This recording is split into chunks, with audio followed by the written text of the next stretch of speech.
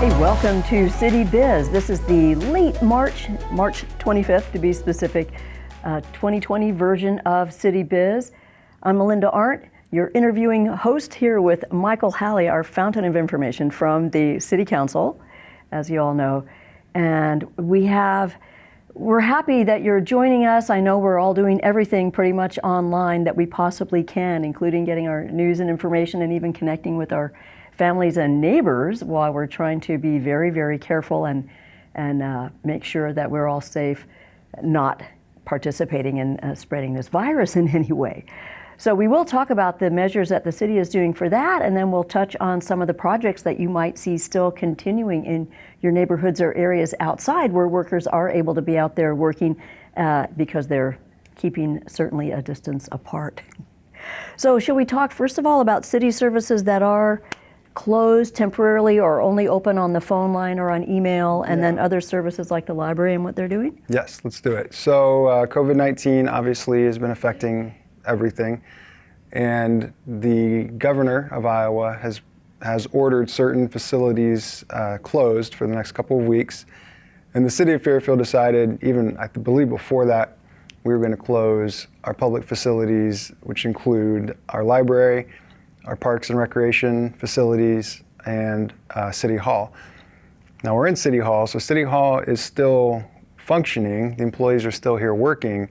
It's just not open to the public. So, and we washed our hands and sanitized everything before we sat down. So. We did 20 seconds of hand washing.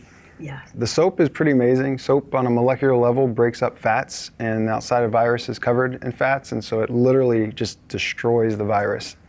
Hand washing is tops. Hand washing, 20 seconds. Takes 20 seconds of vigorous washing. Warm or hot water as you can stand. Yep. So for City Hall, you can still pay your utility bill online. You can pay it on the city's website, and there's also a link to a type of, I think it's called GovPay. Okay. And then you can call in, not call in, you can drop it in the deposit box in the alley, if you like, so you can still physically deliver it. And then I use online bill pay through my bank. So my bank allows me to pay through the internet without stepping foot. So we try to keep all these avenues open for people so that they can continue to pay their utility bills on time, but don't have that option of coming inside City Hall at this time. Right. Yeah. And City Council met, but we arranged things a little differently to try to be about 6 feet apart, and it was a group of less than 10, which is the recommended maximum size. No visitors, no observers this time. The public we actually had a couple people who did call in, or one guy did call in to speak his case. So library is still doing a curbside pickup. So you call the library, and if they have the book or material you want, and you arrange it, you can drive by, and an employee of the library will come out and do an exchange. It's a wonderful service. You can either do it online or call in, and they will bring it out in a bag, and they'll put it on the hood of your car. So then I think you show them your driver's license or some ID. I have a friend who took a photo of her driver's license and blew it up so she could hold that up so they know you're the person getting, and I think you tell them what kind of a vehicle you have so they know what vehicle to look for that particular item, whether be it movie or book or audio, whatever it may be. So kudos to the staff. Yeah, good job, library. That was creative thinking. And I just want to give a side mention to the local businesses who are also being very creative. You can still go inside to pick up takeout to get it, pick it up and pay for it. You can't stay and eat inside a restaurant. So it's great to see the local businesses doing everything they can to continue offering service and to keep themselves going through this tough time. Yeah, and shout out, if you can at all, my husband and I decided we would try to order from these restaurants at least a couple nights a week. We both, just to do our bit to try to help support them and keep them open, because we want them there when all this is kind of blown over, which at some point it will be. It will. This is temporary. And then finally, the rec center just is simply closed. Yeah. There's not really any way to provide that service without letting people in, and they can't let anyone in. So parks are still open. So enjoy the parks. April 1st is typically when Waterworks Park is open. The beach is open for swimming. I don't know if anyone is going to go for a swim. I'm considering it because I'm going a little stir crazy, and I think a really brisk swim might be in order on April 1st. So it might be 60 or 60-something degrees, but and then the water will be nice, 30, brisk. so That will be very brisk. It might be a short swim, but it's on my list of possibilities. Actually sounds rather refreshing. No fooling, right? April 1st. April 1st, we'll see. Maybe there'll be a video online, we'll see. Waterworks still producing water, fresh, delicious, drinkable water, contaminant-free water. I don't know if anyone's concerned, but it's good to know. Iowa water is virus-free.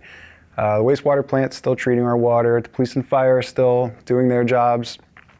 I did talk to the police chief. The police officers do have masks, which is nice that they have those available when they have to go into homes. It's just another level of protection. And our public streets, our public works, they're still out street sweeping and doing the jobs that they do because outdoor work is still permitted. So as long as there's small groups and working outside, there are no restrictions currently on that kind of work.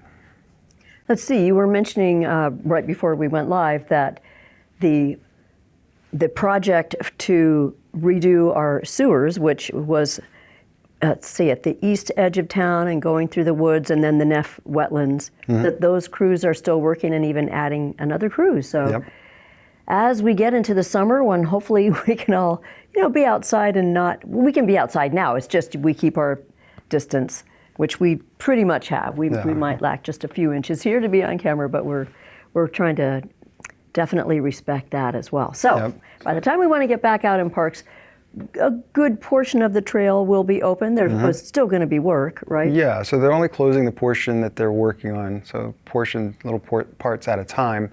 But yeah, they're moving. They had 2 crews working simultaneously in 2 locations. They're adding a 3rd crew coming up soon. So they're really getting in there and trying to get the work done quickly. But yeah, there will be sections of trail that will be closed. So the section over by Neff Wetlands will be closed for a period of time, but not the entire trail. So if you're out and about, just respect the 6-foot distance.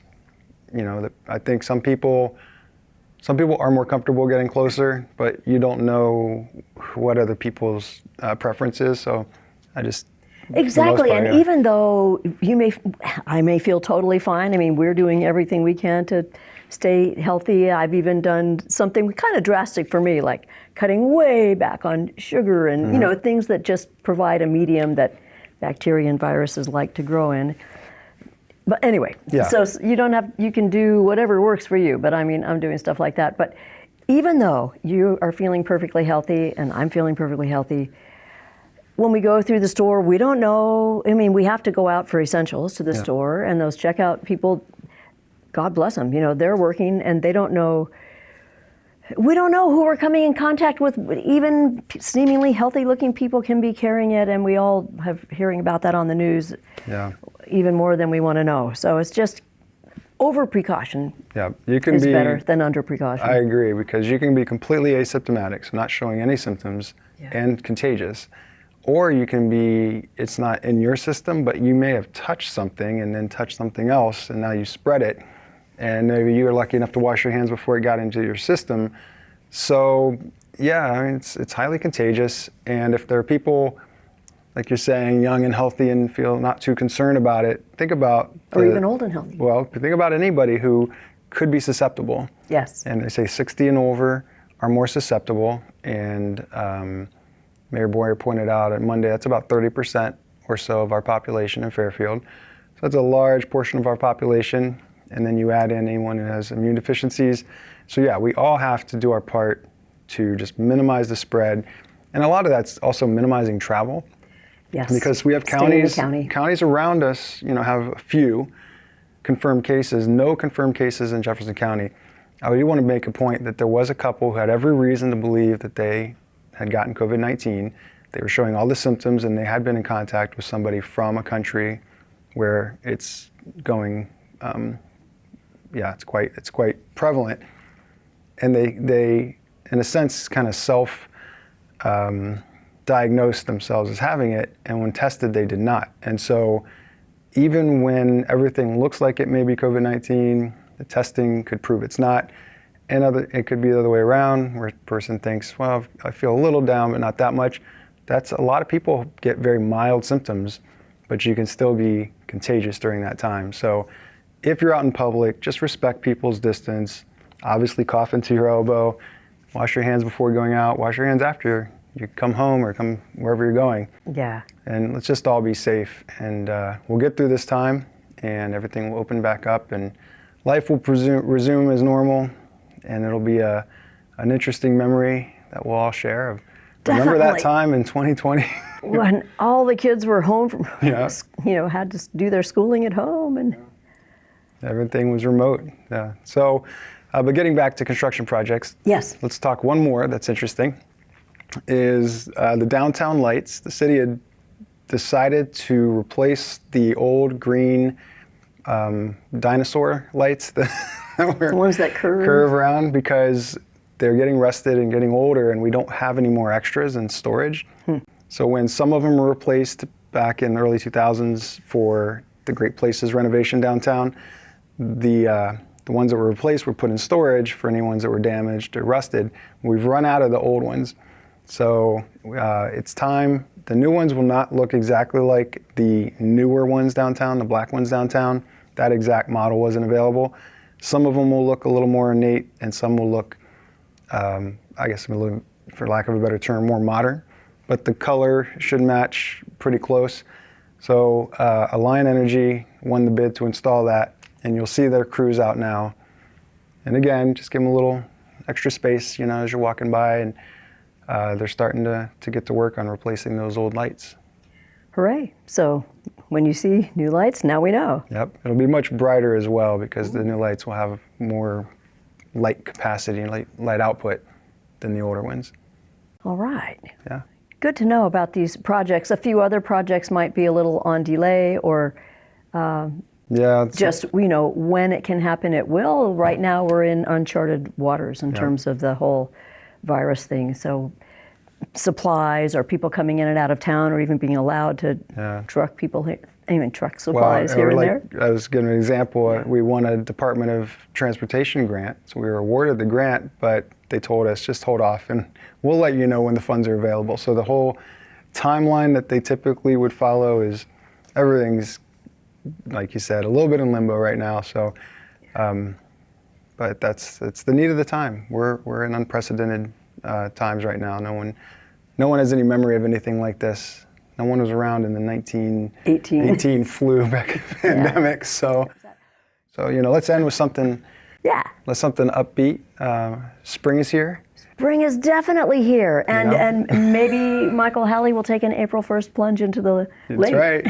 If we get a certain number of views on this, over 100 views, I'm going to do it anyway. So all the comments are going. You're going to say, "Splash, Halley, splash." I only need one person to dare me. Yourself, probably. That's right. Yeah. All right. But we'll see you next month. I'm Melinda Arndt. This is Councilman Michael Halley and the invisible man, Jason Strong, behind the camera, wishing you a good rest of March and wonderful surge into April. Everybody stay safe. Keep washing those hands. Make up new songs. Merrily we wash our hands, whatever. I've heard rap songs, opera songs. People are just everything to just have fun, being creative with this very unique time we're in, and take care.